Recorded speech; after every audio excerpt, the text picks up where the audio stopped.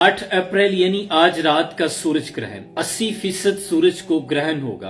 क्या ये कायनात में किसी बहुत बड़ी निशानी के ज़हूर का वक्त है? क्या ये कुर्ब क़यामत है या कायनात में किसी बहुत बड़ी जंग अजीम का आगाज होने वाला है? क्या हामला ख़वातीन को इससे नुकसान पहुंच सकता है? इंसानों को क्या क्या खतरात लाक हो सकते हैं? इस तरह के बहुत ज्यादा सवालात मुझे भी मौसूल हुए और बहुत ज्यादा बाज़गश्त सोशल मीडिया पर भी सुनाई दे रही है। इस पर दीन इस्लाम की तालीमात क्या कहती हैं? हुजूर अकरम सल्लल्लाहु अलैहि वसल्लम का फरमान अलीशान क्या है? याद रखें, अरबों का भी ये अकीदा था कि सूरज और चांद को ग्रहण तब होता है जब कायनात में कोई बहुत बड़ा वाकया, कोई बहुत बड़ी तब्दीली रूनुमा होती है।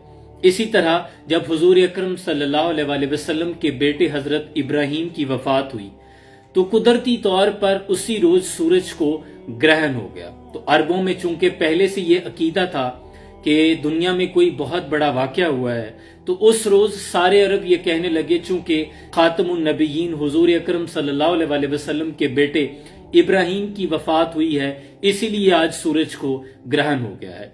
अब दूसरा पस मंजर देखें तो नबी अकरम सल्लल्लाहु अलैहि वसल्लम के लिए तो बहुत बड़ा प्लस पॉइंट था। आप ये इस बात को रिलेट कर सकते थे कि तुम तो मुझे सच्चा नबी नहीं मानते, देखो आज मेरे बेटे की वफात हुई है तो सूरज पर ग्रहण आ गया है। लेकिन हुजूर अकरम सल्लल्लाहु अलैहि वसल्लम चूंकि सच्चा दीन लेकर आए हैं तो आपने फरमाया कि लोगों सुनो, चांद और सूरज अल्लाह की निशानियों में से निशानियां हैं और सूरज और चांद को ग्रहण किसी की मौत और जिंदगी से नहीं आता। इसका तुम्हारी जिंदगी और मौत से कोई ताल्लुक नहीं, बल्कि अल्लाह चाहता है कि अपनी निशानियों से लोगों को डराए। यानी ये हमारे लिए वाज़िया निशानियां हैं और फरमान अलीशान बुखारी और मुस्लिम में मौजूद है कि इसका किसी की मौत और जिंदगी से कोई ताल्लुक नहीं।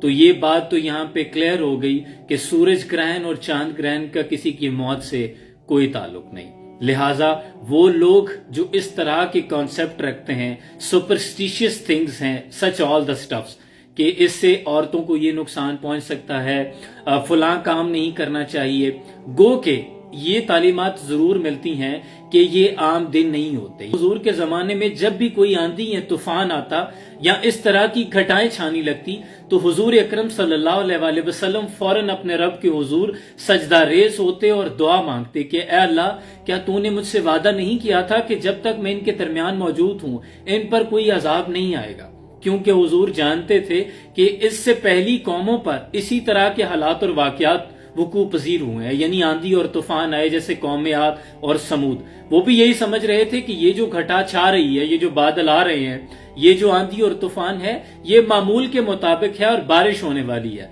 लेकिन फिर उनको एक ऐसे अजाब ने आन घेरा कि कुरान कहता है कि ए मुखातिब, अगर तू उनको देख लेता तो तुम ये गुमान करते कि ये खजूर के तने हैं जो औंधे मुंह पड़े हैं।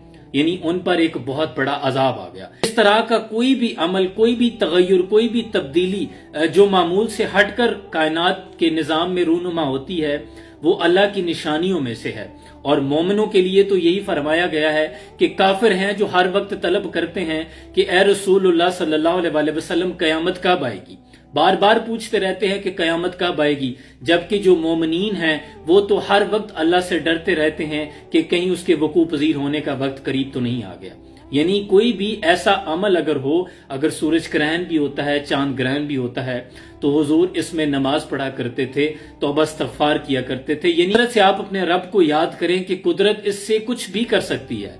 यानी वो अल्लाह चाहे तो वो सूरज की रोशनी गायब कर सकता है, वो अल्लाह चाहे तो सूरज और चांद को और जमीन को लपेट सकता है। कुदरत आपने किसी फैसले का आगाज कर सकती है, कुदरत आपसे इंतकाम ले सकती है। हुजूर की तालीमात से ये कॉन्सेप्ट तो क्लियर होता है कि इसका किसी की जिंदगी और मौत से कोई ताल्लुक नहीं। ये हमारी खुद साख्ता मनगढ़ंत कहानियां हैं, क्या सराइयां हैं कि हामला औरतों को ये नुकसानात हो सकते हैं, फुला काम नहीं करना, यूं हो जाएगा। ये सारी की सारी सुपरस्टिशियस तोहम परस्ती हैं। हमारा ये ईमान होना चाहिए कि हमारे नफे और नुकसान का मालिक हमारा रब सिर्फ और सिर्फ अल्लाह है। और साइंटिफिकली भी अप्रूव हो चुका है कि जो चांद है वो जब सूरज के बिल्कुल सामने आ जाता है तो सूरज की रोशनी जमीन पर नहीं पहुंच पाती, تو اس طرح سورج کو گرہن ہو جاتا ہے۔ لیکن اس پر اس طرح کی چین گوئیاں کرنا کہ قرب قیامت ہے، قرب قیامت کی اور بھی تو بہت سی نشانیاں ہیں۔ انسان فلسطین کے معاملے پر مسلمان جس قدر بے حس ہو چکے ہیں، کیا قیامت کی چھوٹی بڑی نشانی ہے؟ میں سمجھتا ہوں یہ ہے قیامت، اس سے زیادہ قیامت کیا ہو سکتی ہے؟